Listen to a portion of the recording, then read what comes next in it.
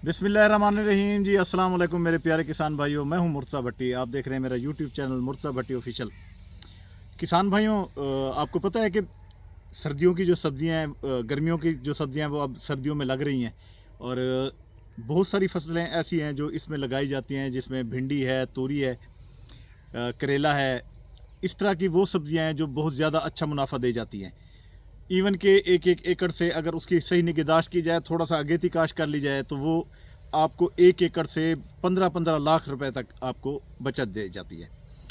तमाम खर्चे निकाल के फिर भी ये इतनी बचत हो जाती है।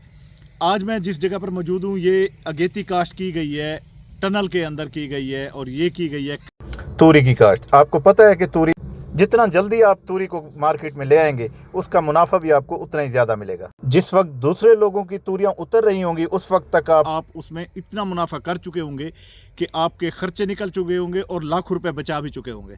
फिर बाद में तो रेट ज़रा डाउन होते जाएंगे, फिर भी आप कमाते रहेंगे। इसलिए अगेती काश्त जो है वो हमेशा किसान को फ़ायदा दे जाती है। तो आज की जो फसल है वो तूरी की फसल है। अब तूरी की फसल के लिए ज़मीन की तैयारी कैसे की जाती है? अगर अगेती काश्त करनी है, अब भी टाइम है। अगर आप करना चाहते हैं, अब भी अगेती काश्त हो सकती है। अगर अगेती काश्त करनी है तो फिर आपने इसको किस तरह लगाना है, और अगर नॉर्मल तरीके से लगाना है तो फिर किस तरह इसकी ज़मीन की तैयारी, इसके जिस तरह अगर अगेती काश्त है तो उसका टनल कैसे तैयार किया जाता है, सस्ता तरीन टनल वो कैसे तैयार होगा, और इसमें किस तरह कौन सा बीज लगाया जाता है, कितनी खाद दी जाती है, क्या अद्वियात इस्तेमाल की जाती हैं, ये सारा कुछ इंशाल्लाह तफसील के साथ होगा।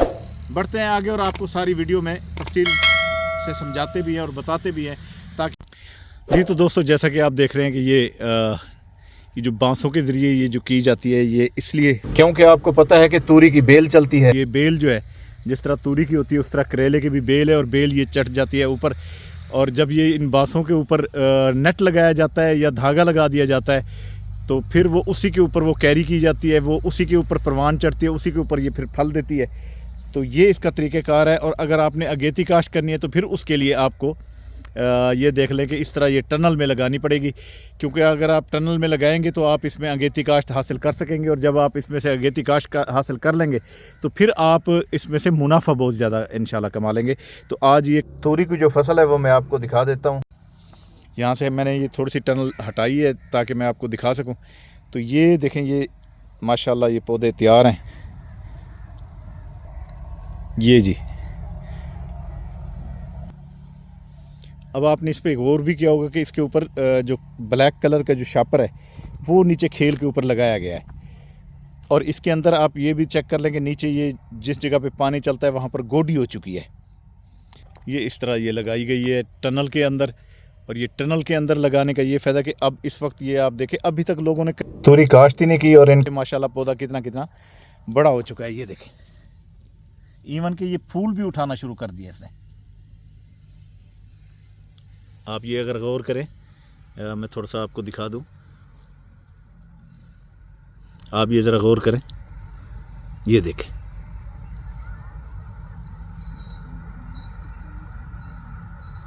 ये देखें, ये इसने फूल उठाने भी शुरू कर दिए हैं। अभी आपको पता है कि अभी फरवरी भी नहीं शुरू हुआ, जनवरी अभी चल रहा है 2025 का।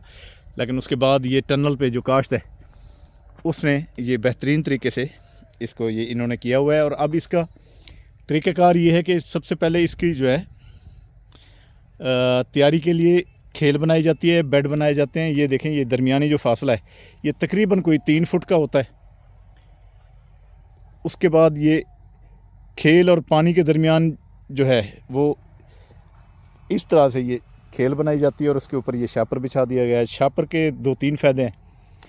एक तो इसके ऊपर ये देखें, कोई जड़ी बूटी नहीं है, कोई जड़ी बूटी का नाम निशान नहीं है। इससे जड़ी बूटी, ये सबसे पहले शापर बिछा दिया जाता है।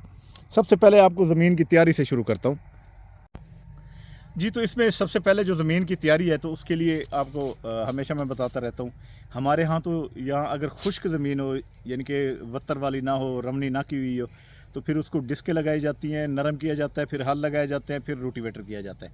अगर आपकी रोनी हो चुकी है तो फिर आपने उसको वत्तर के ऊपर आपने हल चला देने हैं। हल चला के उसको या सुहागा कर देना है या रोटिवेटर कर देना है, तो ज़मीन को नरम और भुरभुरा करना है। मकसद ये है कि ज़मीन को नरम करना है, क्योंकि सब्ज़ियों की काश्त आपने जब भी करनी है तो ज़मीन की तैयारी पे हमेशा गौर करना है। आपने ज़मीन की तैयारी बहुत अच्छी होनी चाहिए, शानदार और बिल्कुल नरम मिट्टी कर देनी चाहिए। फिर उसके ऊपर प्लांटर के ज़रिए या दीगर तरीके से मिल जाते हैं हल, उसके ज़रिए ये खेल बना दी जाती है। खेल का साइज़ मैंने आपको पहले भी बता दिया है। खेल बनाने के बाद जिस वक्त आप ज़मीन की तैयारी कर रहे होते हैं ना, उस वक्त हल लगाते हैं, उस वक्त इसके अंदर आप अगर अच्छी सब्ज़ी आप चाहते हैं तो फिर आपने 2 बोरी DAP, 1 बोरी पोटाश।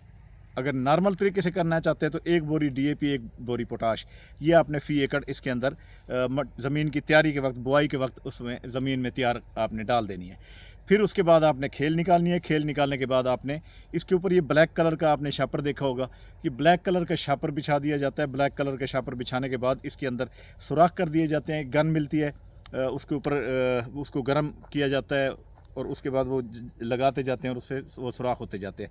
जितने इस पर तकरीबन कोई आप देखें तो 1 फुट के वक्फे पर हर 1 फुट के वक्फे के ऊपर इन्होंने ये लगाई है और उसके बाद इन्होंने वो बीज जो है उसके अंदर डालते गए हैं। इसमें इस वक्त ये जो लगा हुआ है ये हाईब्रिड बीज लगा हुआ है, अच्छा बीज लगा हुआ है। और अगर आप देसी बीज भी लगाना चाहें तो वो भी लग सकता है, लेकिन ज़्यादातर लोग कोशिश करते हैं कि जो अगेती काश्त करते हैं वो हाईब्रिड को ज़्यादा रिकमेंड करते हैं। देसी भी लग सकता है, वो भी अच्छा है, लेकिन इसकी औसत ज़्यादा है, ये फल बहुत ज़्यादा देता है, साइज़ भी अच्छा होता है करेले का और फल भी बहुत जल्दी आ जाता है। तो ये इस वक्त जो है वो काश्त की गई है। उसके बाद उसको टनल इस पे लगा दिया जाता है। टनल में कुछ लोग जो है वो बांस की जो छड़ी होती है बारीक, उसको इस्तेमाल करते हैं। बाज़ लोग ये देखें जैसे इन्होंने ये सरिया इस्तेमाल किया हुआ है, ये एक बार आपका ख़र्चा है इसको इस तरह टनल करने का। फिर आप ये देख लें कि आप जब पहली बार भी लगाते हैं टनल पे, टनल का ख़र्चा पहले ही फसल आपको निकाल के दे देती है। फिर उसके बाद आपका मुफ्त का वो बन जाती है, टनल के सारे चीज़ें हो जाती हैं। शापर जो है ये इसके ऊपर डाल दिया जाता है, दरमियान में एक धागा बांध दिया जाता है ताकि उसके ऊपर वो शापर लटका रहे। तो इस तरह इसको सर्दी कोरे से बचाने के लिए ये सारा कुछ किया जाता है। जब ये बच जाता है तो फिर ये एक अच्छी फसल तैयार हो जाती है और अच्छी फसल जो है वो बहुत सारा आपको मुनाफा दे जाती है। तो तूरी की जो ये इसके लिए खाद जो है वो बुवाई के वक्त मैंने बता दी। फिर इसके बाद इसमें नाइट्रोफास और यूरिया ये इसको फिर दिए जाती है, तकरीबन हर पानी के साथ इसको दे देते हैं। तो ये इस तरह ये तैयार हो जाती है। और तैयार होने के बाद ये मैं आपको दिखा दूं कि जब ये बांस जो होते हैं ना, इन बांसों के ऊपर अब ये यहाँ पर नेट भी लगा देंगे।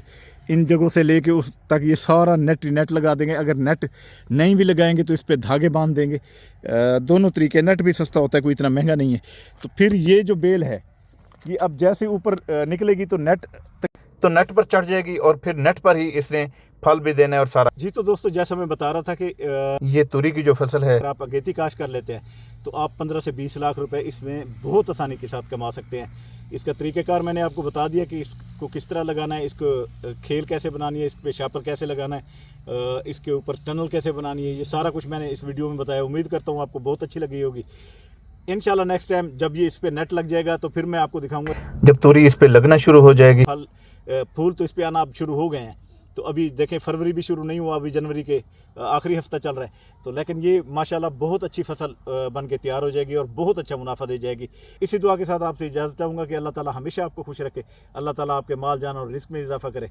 और मुझे दें इजाज़त। जाने से पहले मेरी रिक्वेस्ट कि आप मेरे चैनल को सब्सक्राइब कर लें, बेल आइकन के बटन को दबा दें ताकि मेरे आने वाली तमाम वीडियोज़ आप तक आ सके। इजाज़त चाहूँगा। अल्लाह हाफ़िज़। अल्लाह निगहबान।